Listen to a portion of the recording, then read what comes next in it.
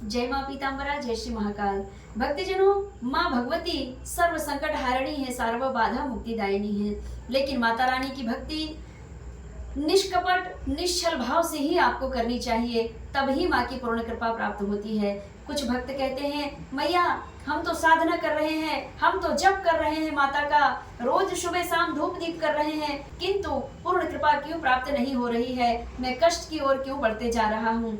ऐसे भक्तों से कहना चाहूंगी, भक्तजनों कभी तो कम से कम माता रानी के निश्चल भाव से, निष्कपट भाव से, निस्वार्थ भाव से माँ को भज के देखें। आपके जीवन में कष्ट ही नहीं आने देती है। आपके जीवन में अगर कष्ट आया है, थोड़ा सा कष्ट आया है और आपको लग रहा है कि मुझे पहाड़ भर दुख आ गया, पहाड़ जैसा दुख आ गया, अरे भक्तों, आपके जीवन में जो पहाड़ जैसा दुख आने वाला था वह तिनके के बराबर कष्ट आकर के, तिनके के बराबर कष्ट आप पा करके पहाड़ मत समझो।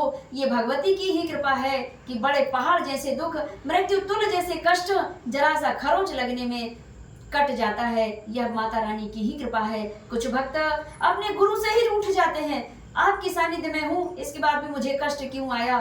तो आप इतिहास उठा करके देख लीजिए, पांचों पांडव भगवान श्री कृष्ण के साथ रहने के बाद भी उनके जीवन में पारिवारिक और सामाजिक कितना क्लेश आया, लेकिन वे घबराए नहीं, वे डिगे नहीं और अंत में विजय पांडवों की ही हुई है। अगर पांडव भी कहते कि हे नारायण, हे केशव, आपकी शरणार्थी रहने के बाद भी हमारे जीवन में यह घोर कष्ट क्यों आ रहा है, तो भक्तजनों विधि के विधान को तो भोगना ही पड़ता है। लेकिन जो परमात्मा के साथ रहता है, परमात्मा उनके साथ रहते हैं, तो यह पहाड़ जैसा दुख भी तिनके की समान लगने लगता है। यह माया के संसार में आकर के इतने माया में लिप्त हो गए हैं कि केवल माया ही माया दिखती है। मेरा परिवार, मेरा समाज, इन परिवार और मेरा समाज और देश को भी देखते हुए, उनके ऊपर विशेष ध्यान दया दृष्टि रखते हुए भगवान का भी तो चिंतन करें। जब भगवान आपके साथ में होंगे तो इनका दुख क्षण भर का होगा।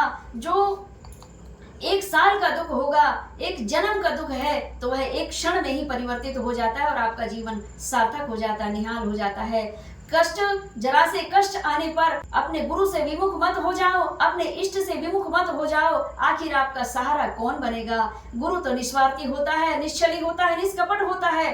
गुरु को आप मानो तो प्रसन्न रहते हैं, ना मानो तो प्रसन्न रहते हैं। वह सदा हाय हाय मेरी मौज फकीरी में, वे तो फकीर रूप में, भिखारी के रूप में भी प्रसन्न चित्त ही रहते हैं।